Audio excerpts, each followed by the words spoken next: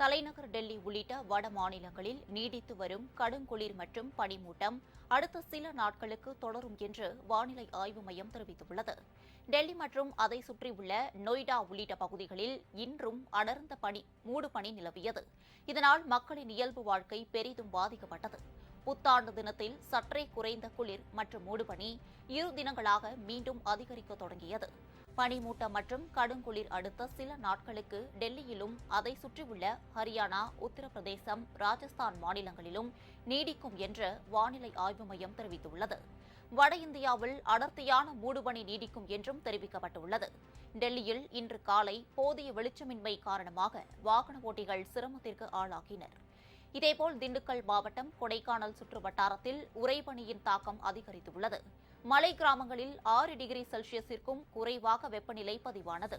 இதனால் இரவு மற்றும் மாலை நேரங்களில் குளிரின் தாக்கம் அதிகமாக இருக்கிறது. இதனால் மக்கள் சற்று சிரமத்திற்கு ஆளாகியுள்ளனர்.